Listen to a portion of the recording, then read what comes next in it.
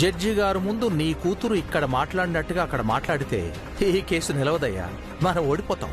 అలా అనకండి సార్, ఎలాగైనా మనమే గెలవాలి. నా పాప నాకు కావాలి. అయితే వెంటనే ఒక 10 లక్షలు నా అకౌంట్కి ట్రాన్స్ఫర్ చేసి. అదేంటి సార్, మీ ఫీజు 5 లక్షలే కదా అన్నారు? కేసు గెలవాలంటే 10 లక్షలు కావాలయ్యా.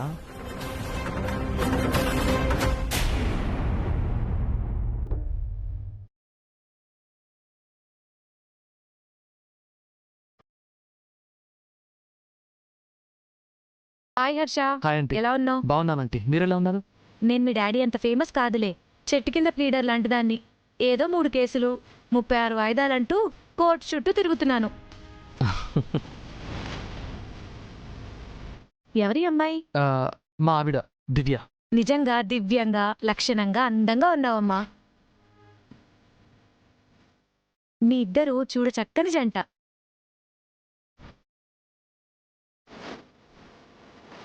మీకు మీకంటే అందమైన పిల్లలు పుడతారు.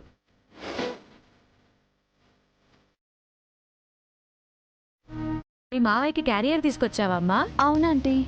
అవునంటీ, డాడీ ఎక్కడున్నారు? ఇందాక కాన్ఫరెన్స్ రూమ్ లో క్లయింట్స్ తో మాట్లాడుతుంటే చూశాను. ఓ అవునా, సరే aunty, thank you. Okay bye aunty. రండి.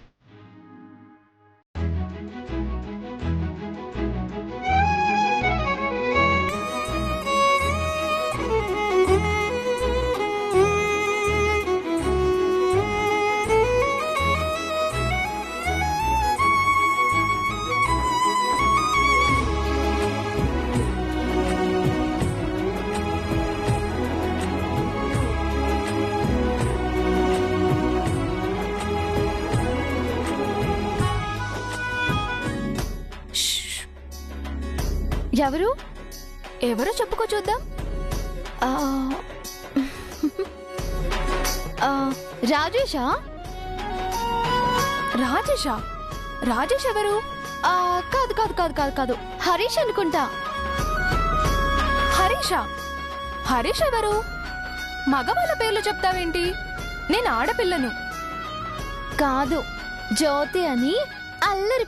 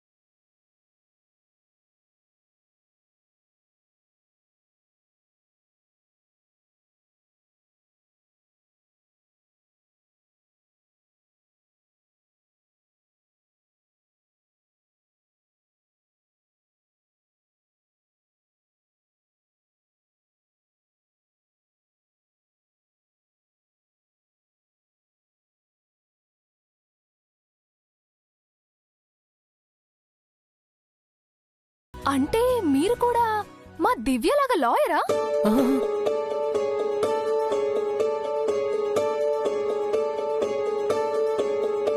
దివ్య గారు, మీరు లాయరా? అదేంటి సార్, మీకు తెలీదా? తను నేను వైజాగ్ లో లా చేశాం. తను master of Lalo gold medallist.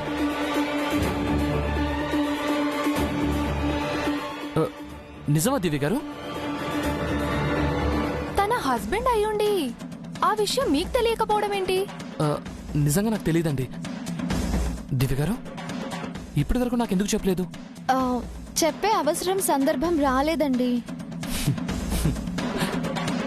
అమెరికాలో MBA చేశారు, వైజాగ్లో లా చేశారు, హైదరాబాద్లో టీచర్గా ఎందుకు చేశారు?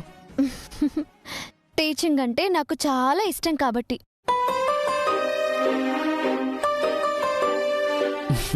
నిజంగా మీరు మల్టీ టాలెంటెడ్ అండి. మరి మా దివ్య అంటే ఏమనుకున్నారు? న్యాయశాస్త్రాన్ని మంచినీళ్ళలా తాగేస్తుంది. తన టాలెంట్ కి యూనివర్సిటీ మొత్తం కలిసి నోరెళ్ళబెట్టారు. నువ్వు ఓవర్ యాక్షన్ చేయకే, చాలా ఆపు.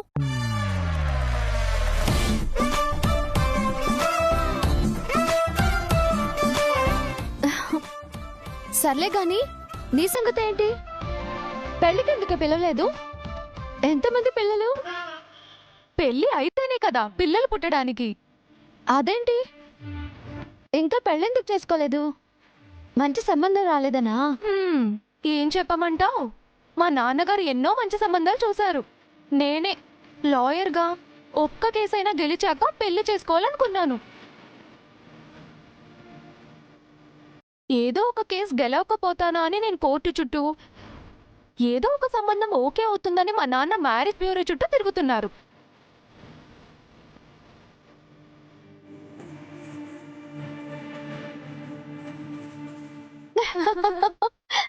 నమస్తే మేడం.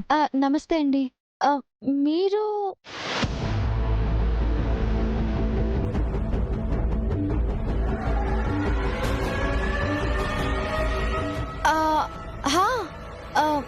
మీ కేసు ఇంకా సాల్వ్ అవ్వలేదా?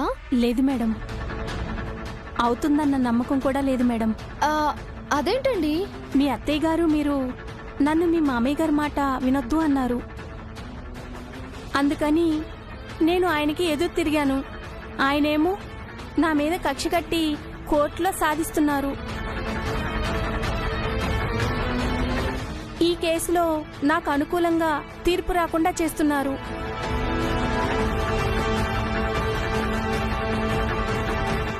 అసలు కోర్టులో ఏం జరిగిందండి? మిలాడ్, ఎక్కడ స్త్రీలు పూజింపబడతారో అక్కడ దేవతలు ఉంటారని, ఎక్కడ స్త్రీలు వేధించబడతారో అక్కడ కరువు కాటకాలు విలయతాండవం చేస్తాయని మన పురాణాలు ఇతిహాసాలు ఘోషిస్తున్నాయి. అందుకు వ్యతిరేకంగా స్త్రీలే పురుషులను ద్వేషిస్తూ హింసిస్తూ ఉంటే ఏం జరుగుతుందో దురదృష్టవశాత్తు ఏ పురాణాలు ఇతిహాసాలు చెప్పలేదు. అందుకు సమాధానం మన న్యాయశాస్త్రమో చట్టమో చెప్పాలి.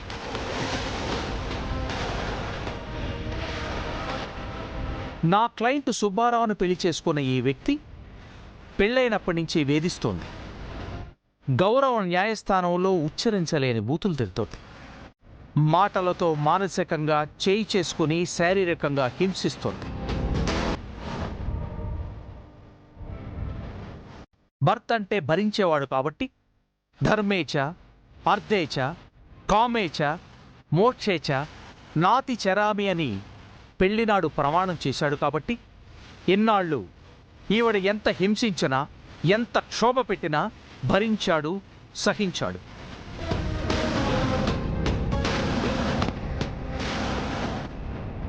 బట్ యువర్ ఆనర్, అందమైన ఈ మానవ జీవితంలో ఆనందంగా, సంతోషంగా, స్వేచ్ఛగా బ్రతకాలని ప్రతి మనిషి కోరుకుంటాడు.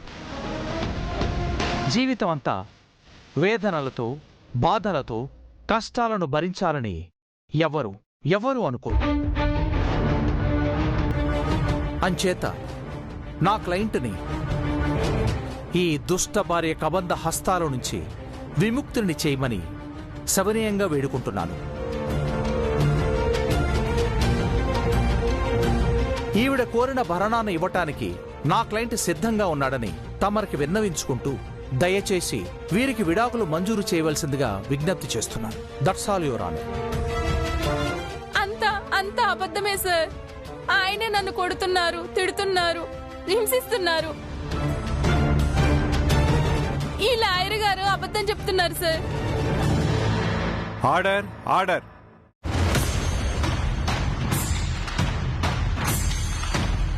మీరు అలా మాట్లాడకూడదమ్మా. మీ తరపున వాదించడానికి గవర్నమెంట్ లాయర్ని అపాయింట్ చేశాం కదా, వారు మాట్లాడతారు. Mister Mukundam,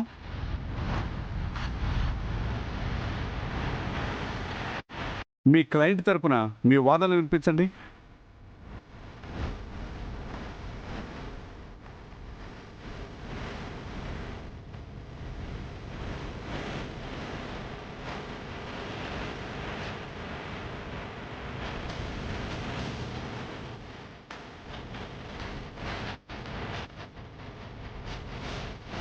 What happened, Mukundam?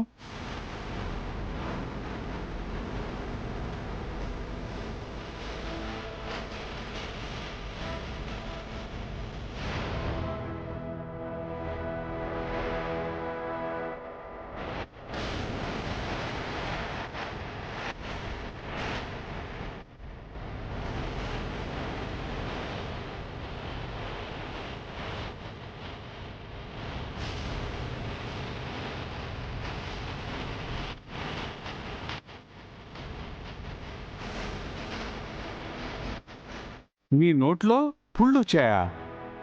మాట్లాడలేకపోతున్నారా?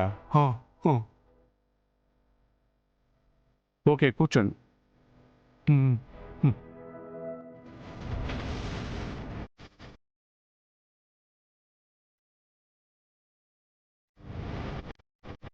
ప్రతివాది అనారోగ్య కారణాల రీత్యా ఈ కేసును వచ్చే నెల 5వ తారీఖు వరకు వాయిదా వేస్తున్నాను. ఇలా ఎన్నిసార్లు వాయిదా వేస్తాను సార్? ఆడపిల్లను ఎన్నిసార్లు కోర్టు చుట్టూ తిరగను? మీరు మాట్లాడకూడదమ్మా. మీ లాయర్ మాట్లాడలేను అని చెప్పారు కదా. చెప్పారు సార్. నా మీద దయతో ఈ లాయర్ గారిని కూడా ఏర్పాటు చేశారు. కానీ ఈయన నా తరపున ఏమీ వాదించట్లేదు. ఒకసారి కడుపు నొప్పని, ఇంకోసారి కాలు నొప్పని, ఇప్పుడు నోరు నొప్పని ప్రతిసారి వాయిదా కోరుతున్నారు. ఇంట్లో నా కూతురు నాన్నెక్కడా, నాన్న కావాలని ఏడుస్తుంది సార్. చుట్టుపక్కల వాళ్ళు నన్ను భర్త వదిలేశాడని హేళన చేస్తున్నారు సార్. నాకు నా భర్త తప్ప వేరే దిక్కు లేదు సార్. మీకు చేతులు జోడించి అడుగుతున్నాను, దయచేసి నా భర్తని నాకు ఇప్పించండి సార్. నన్ను, నా పాపను, నా సంసారాన్ని కాపాడండి sir.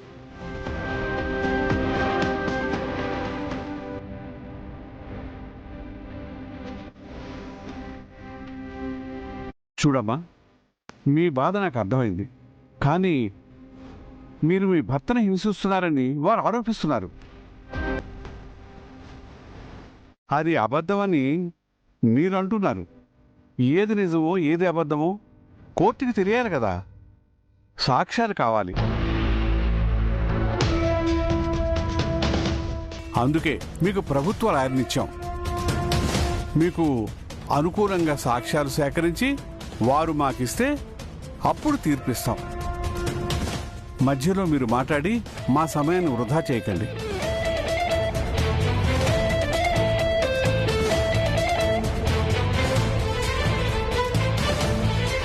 The court is adjourned.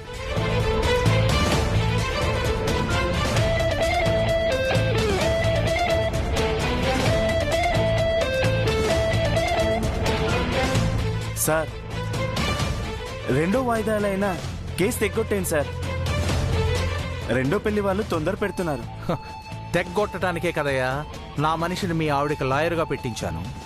Sir, మీరు నా గురువు సార్. మీ దయ వల్లే నాకు గవర్నమెంట్ లాయర్గా జాబ్ వచ్చింది. సార్, ఈ కేసు విషయంలో మీకు అనుకూలంగా తీసుకొచ్చి మీ రుణం తీర్చుకున్నాను.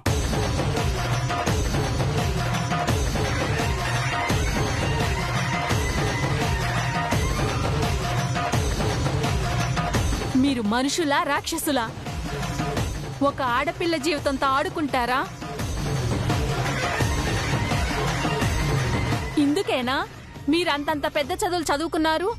చూడమ్మాయ్, నీకు ఆ రోజే చెప్పాను విడాకులు తీసుకో, డబ్బులు ఇప్పిస్తాను అని. నువ్వు నా మాట వినకుండా నాకే ఎదురు తిరిగావు.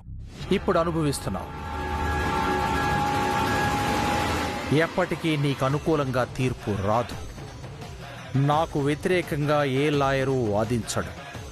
నన్ను గెలవాలనుకుంటే ఆ దేవుడే దిగి రావాలి.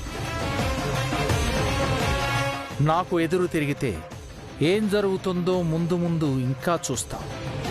వెళ్ళ.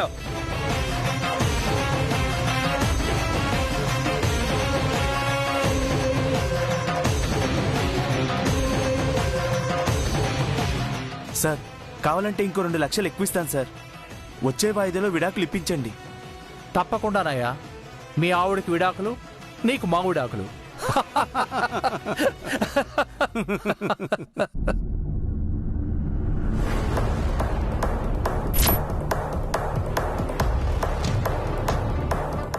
భార్యకిష్టం లేకుండా ఏ భర్త బలవంతంగా విడాకులు ఇవ్వకూడదని మీరు ఆ రోజు చెప్పారు. అందుకని మీ మామయ్య గారికి ఆ రోజు ఎదురు తిరిగాను. ఆ పాపానికి న్యాయస్థానంలో న్యాయదేవత సాక్షిగా నాకు అన్యాయం జరుగుతుంది. అయ్యో, నాకు తెలిసి ఇదే చివరి వాయిదా. ఆ గవర్నమెంట్ లాయరు నా కాపురాన్ని కూల్చేస్తారు, నాకు విడాకులు ఇప్పిస్తారు.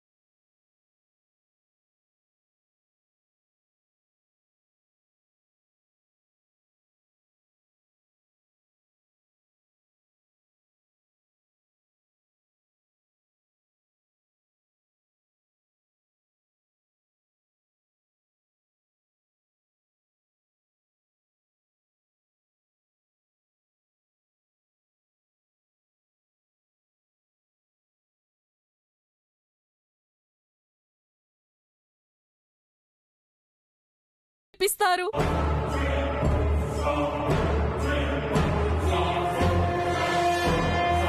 ఇంకెవరు? మా దివ్య గారు వాదిస్తారు. మిమ్మల్ని గెలిపిస్తుంది. లాలో తను గోల్డ్ మెడలిస్ట్. కానీ మాట వినండి దివ్య గారు. ఏ గోల్డ్ బాబు? రోల్డ్ గోల్డా, గిల్ట్ గోల్డా?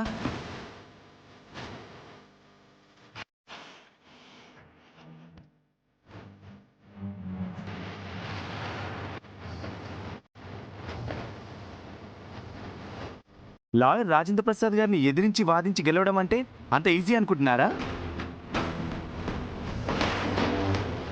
పెద్ద పెద్ద లాయర్లే ఆయనకి దండం పెట్టి తప్పుకున్నారు. మీ ఆవిడ గారు లెక్క.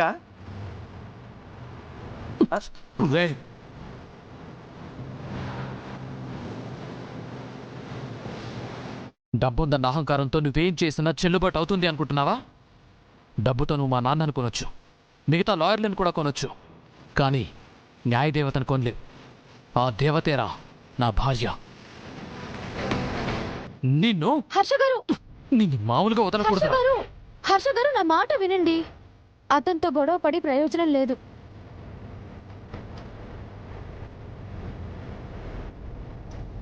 చూడండి, మీరు చేస్తున్నది చాలా తప్పు. అందంగా లేదనో లావుగా ఉందనో కట్టుకున్న భార్యని వదిలేయటం కరెక్ట్ కాదండి. భార్య అంటే తల్లితో సమానం. మన అమ్మ అందంగా లేదని, వికారంగా ఉంది అని వదిలేస్తామా? మీ అమ్మ కూడా మీతో జీవితాంతం ఉండదండి. మీ కడ వరకు తోడుగా ఉండేది మీ భార్య మాత్రమే. అందుకేనమ్మా ఆ గున్న ఏనుగును వదిలించుకొని ఈ సన్నజాజిని పెళ్లి చేసుకున్నాను.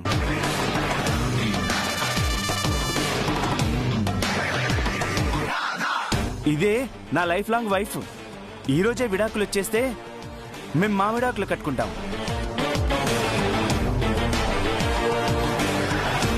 మీరు చెప్పే అందం, లావు ఏవి శాశ్వతం కాదు. అనవసరంగా బంగారం లాంటి భార్యని దూరం చేసుకుని భ్రమల వెంట పడకండి. మీరు చీ కొట్టినా సరే తను మీరే కావాలంటోంది. తనకి ఒక గతి లేక కాదు, మీపై ప్రేమతో, ఇష్టంతో. అర్థం చేసుకోండి. నాకు అది అవసరం లేదమ్మా, నాకు ఇదే కావాలి. అయినా వీళ్ళతో మనకెందుకు? రావే కాబోయే నా పిల్లమ్మ. అరే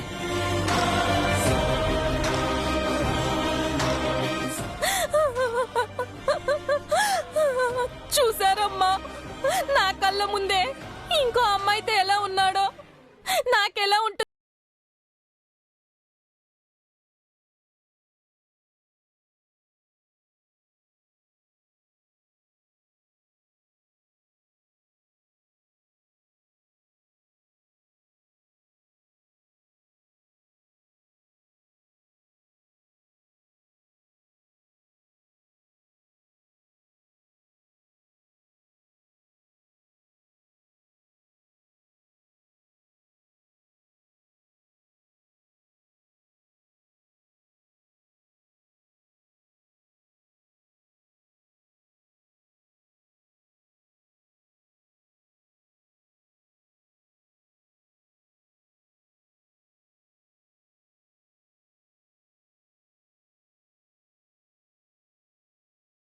జ్యోతి.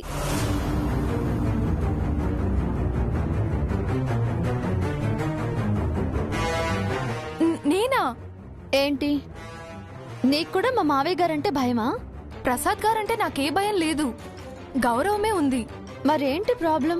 నేనేమో జూనియర్ని, సార్ ఏమో చాలా సీనియర్. ఆయన అనుభవం అంతా కూడా లేదు నా వయసు.